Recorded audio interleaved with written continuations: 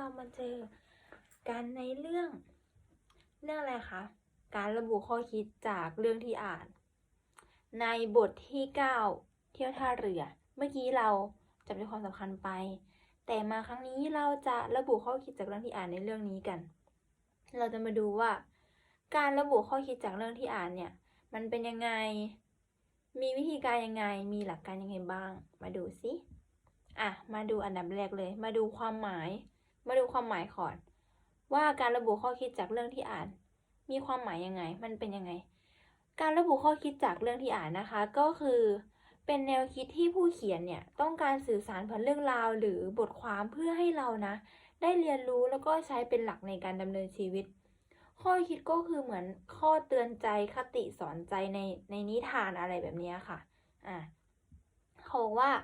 ข้อคิดเหล่านี้อาจเป็นการสอนให้เห็นคุณค่าสิ่งต่างๆหรือนี่ไงที่คุณครูพูดไปเมื่อกี้เตือนให้เราเข้าใจโลกและคนรอบข้างได้ดียิ่งขึ้นเราอาจจะเป็นคนที่แบบไม่ค่อยสุงสิงกับใครอะไรอย่างนี้พอเราได้ไปอ่านนิทานเรื่องหนึ่งหรือ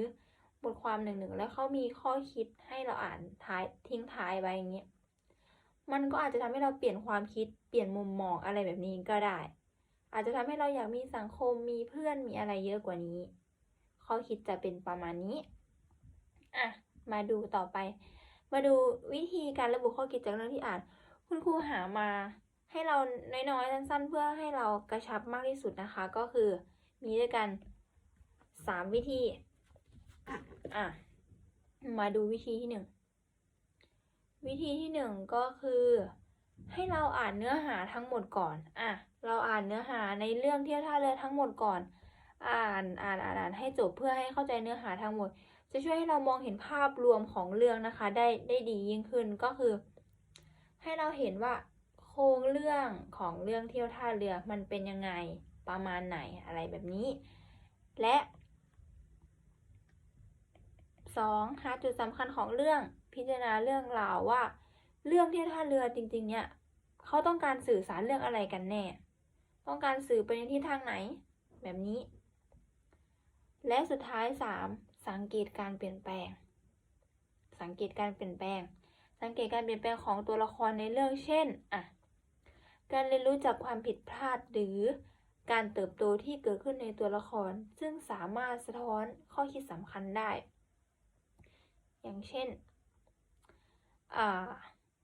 มีตัวละครตัวหนึ่งผิดพลาดจากสมมติเลยเขาสอบไม่ผ่านอะไรแบบนี้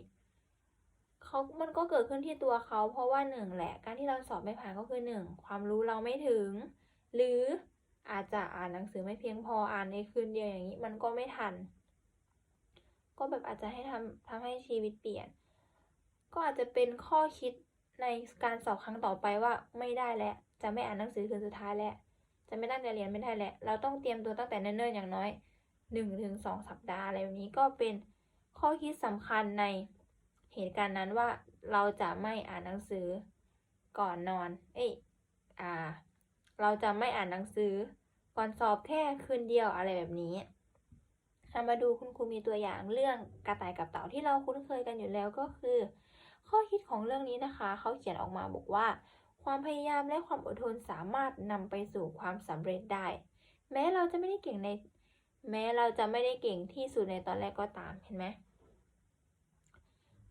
เหมือนเขาแบบให้กำลังใจเราไปด้วยอะไรประมาณนี้ค่ะมาดูใบงาน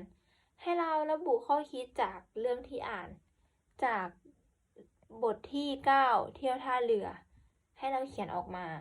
5 บรรทัดขึ้นไปแล้วก็ส่งในลิงก์ที่คุณครูแปะไว้ให้ด้านล่างนะคะการระบุข้อคิดจากเรื่องที่อ่านก็มีเท่านี้ไว้เจอกันใหม่ในคาบหน้า